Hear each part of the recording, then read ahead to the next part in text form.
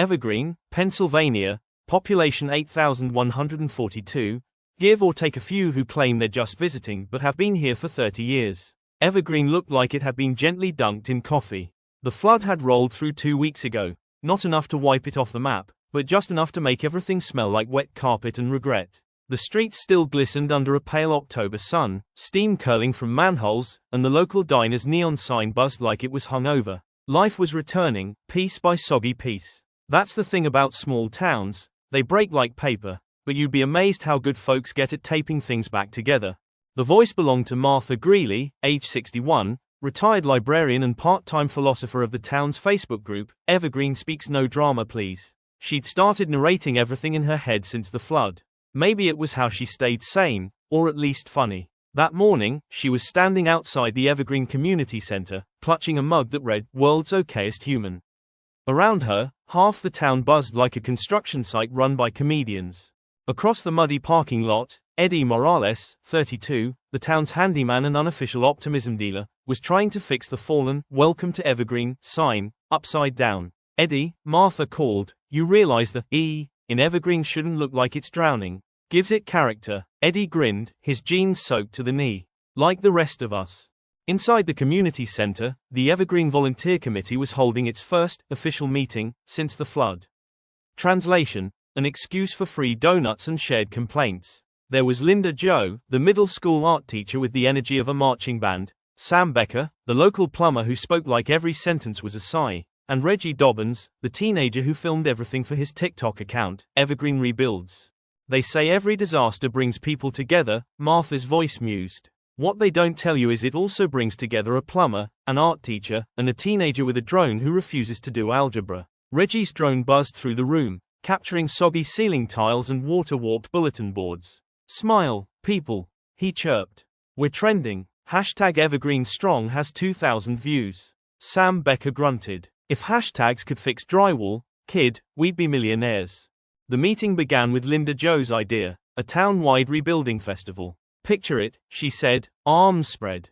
"Music, food trucks, contests, people rebuilding and celebrating together." "Who's paying for it?" asked Sam. Linda blinked. "Optimism, Sam. We'll pay with optimism." Martha scribbled something in her notebook. "Optimism is just caffeine for the soul."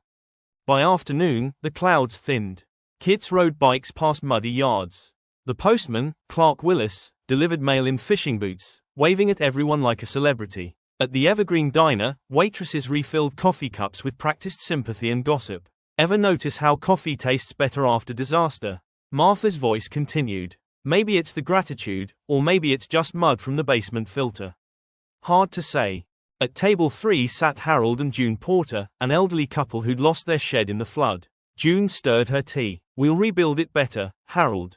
Harold nodded. "Sure, maybe this time, we'll make it waterproof." They both burst out laughing. That kind of humor, the laughing so you don't cry kind, was Evergreen's unofficial anthem. Across town, Eddie was organizing volunteers to clear debris from Main Street. Kids dragged wet cardboard boxes, dogs barked at floating branches, and someone was playing Sweet Home Alabama from a pickup truck that hadn't moved since 2004. "Don't throw out those cardboard boxes," yelled Linda Jo. "We can use them for art." Sam sighed. "And mold exhibits, apparently." By dusk, Evergreen glowed golden. The kind of light that makes even broken shingles look romantic. People were tired, damp, and weirdly happy. They'd made progress, not perfect, not pretty, but progress. "When paper rips," Martha's voice said softly, "you can curse the tear, or you can reach for the tape." Evergreen always did love a good roll of tape. That night, the town gathered for a bonfire behind the high school, a tradition started during the last snowstorm when everyone lost power and decided candles weren't enough. The smell of burning pine and grilled hot dogs filled the air. Eddie strummed his old guitar. Linda Jo danced barefoot in the mud. Even Sam cracked a smile when Reggie's drone crashed gently into a marshmallow stick. "You gotta admit," Sam said, "for a town that just got wiped out, we sure look alive." "That's the trick," Martha said. "We're taped together with coffee, duct tape, and denial." Everyone laughed, the kind of laughter that bounces off dark skies and sounds like healing. Later, as embers dimmed, Martha stood looking over the crowd. She thought about how the flood had ruined her book collection, years of stories gone. But now, new ones were being written around her, messy but beautiful. Paper rips, she whispered, but maybe that's how you let the light through. She didn't realize Reggie was filming her. The next morning, her words would go viral. The next day, the video titled, "The Librarian Who Said What We All Felt," hit 20,000 views overnight. People from neighboring towns started showing up, bringing donations, supplies, even musicians offering to play at the proposed rebuilding festival. Evergreen had gone from forgotten to famous, the kind of fame that smells like mud and hope. By noon, the community center was packed. Linda Jo beamed like she'd planned the whole viral campaign. "See, optimism pays," she shouted. Sam rolled his eyes. "So does good Wi-Fi." Then, in the middle of all that joy, a loud crack echoed. The ceiling tile above the stage gave out, splattering drywall dust across everyone. For a moment, silence. Then Martha sneezed, coating her coffee with plaster. "Guess the building wanted to join the celebration," she said. The room erupted with laughter. Outside, the hardware store donated rolls of duct tape and tarps. The kids began using them to create banners that read, "Evergreen taped together." Tourists started driving by to see the funny little flood town that refused to drown. "We became a meme," Martha's voice said, "but hey, I've been called worse."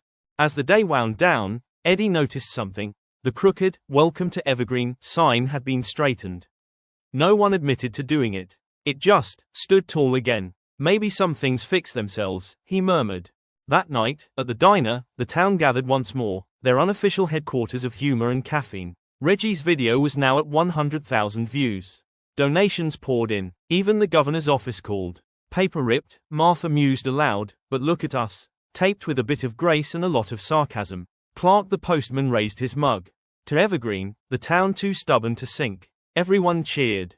"They say every story starts with something breaking," Martha's voice said as the camera panned over Evergreen. "But maybe, just maybe, the best ones start when you decide to fix it anyway." As credits-style music swells, the last image shows a sheet of paper, torn in half, being carefully taped back together by a child's hands. The words scrawled across it read, "Evergreen strong, taped together." Paper ripped, Martha's final voice whispers. "Tomorrow, we tape stronger."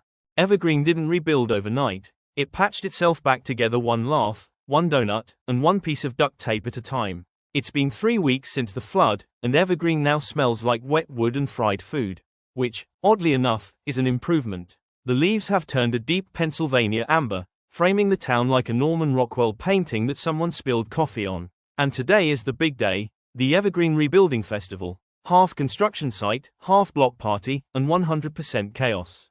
Eddie Morales was up at 6 a.m., hammering together a stage made mostly of borrowed pallets, optimism, and 2 prayers. Linda Jo arrived right after, clutching color-coded clipboards like a general preparing for war. Stage B needs lights, the bounce house needs air, and the hot dog truck guy keeps parking in the VIP section, she barked.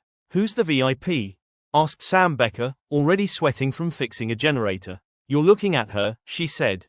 "Some people handle stress by meditating," Martha's voice narrates, "others by threatening to staple their neighbors to the ground. In Evergreen, we call that teamwork." Martha herself sat by a booth labeled Evergreen Stories. The plan was for townsfolk to share short, true stories about the flood, to heal through humor and heart. Across the field, Reggie Dobbins was setting up his camera gear.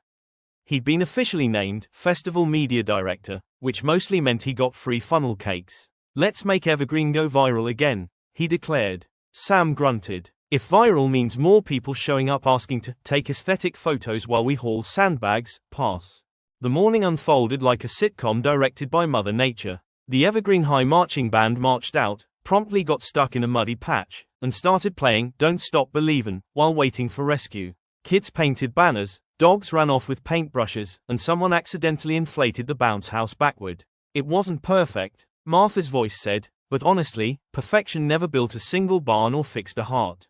At noon, the governor's office representative, a clean-shoed man named Peter Latham, arrived to give a formal speech. His suit screamed, "City," his face screamed, "Regret." On behalf of the Commonwealth, he began, "We commend Evergreen for its resilience." From the back, Sam shouted, "Say that again after you try our plumbing." The crowd roared. Even the governor's representative laughed. Linda Jo took the mic next, cheeks flushed, clipboard in hand. "Today isn't about what we lost," she said, "it's about how we got weird enough to find each other again." Applause thundered. Someone yelled, "We're taped stronger." Then came the Evergreen talent show. A retired postman played spoons to Eye of the Tiger. 2 kids performed a puppet skit called The Flood That Couldn't Stop Love. Eddie tried to juggle hammers, briefly succeeding before one hit his boot. Don't worry, folks, he grinned, steel toe shoes and dumb luck save lives. Laughter rolled across the field. Meanwhile, Martha's Evergreen Stories booth filled up fast. Notes fluttered in the wind. Lost my basement, found my neighbor's kindness. The flood took my couch but gave me a purpose. Still don't have Wi-Fi, but now I know everyone's middle name. She pinned him up like sacred graffiti. Sometimes, her voice said, you rebuild a town one story at a time. Mid-afternoon brought another challenge, rain clouds. A grey belly of sky rolled in, and people glanced up nervously. Linda Jo crossed her arms. Not again. If this sky even thinks about crying, I swear. Thunder rumbled like laughter. Eddie grinned. Relax, Linda. We've got tents, tarps, and trauma bonding. We're ready. Then, splash. A short, sharp burst of rain hit. People scrambled, vendors threw tarps, kids screamed with glee. In the middle of it, Martha stood still, arms wide, letting the rain soak her hair. We spent weeks fearing this, she said aloud. And here it is, just water. Again, we're still standing. Applause spread, spontaneous, messy, and loud. And just like that, the sun returned. The puddles gleamed like tiny mirrors, and in them, you could see Evergreen smiling back at itself. Reggie captured it all, the soaked smiles, the laughter, the paper banners flapping against the blue sky. Paper ripped, his caption would read later, but the tape held strong. Evening rolled in with the smell of barbecue and optimism. Fairy lights blinked to life. The stage glowed under a pink-orange sunset. Eddie and Linda Jo were crowned festival heroes, mostly because they hadn't quit or sworn too loudly. Sam Becker, holding a hot dog like a trophy, raised it and said, to Evergreen, may we never be waterproof, so we always need each other. Later, Martha took the mic one last time.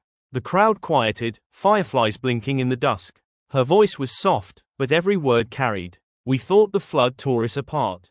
But maybe, it washed us clean. We're all patched up, a little crooked, but better for it.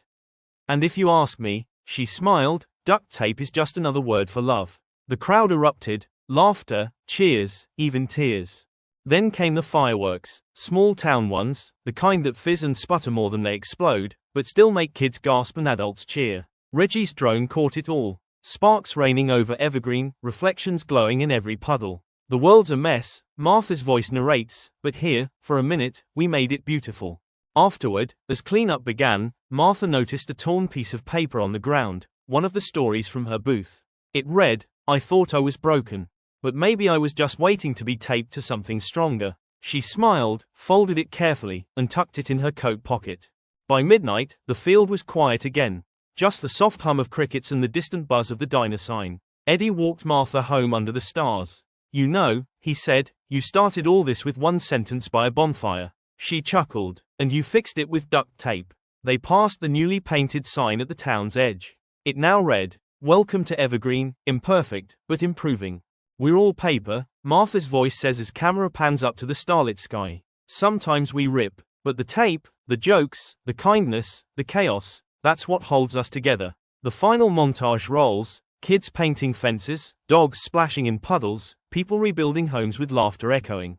The last shot zooms in on the diner's window. A poster taped inside reads, Evergreen Festival, next year, bigger, wetter, better. Underneath, someone added in Sharpie, bring towels.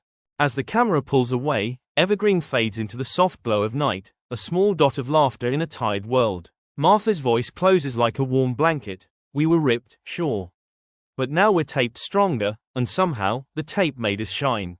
Like and subscribe if you want to be happy and motivate.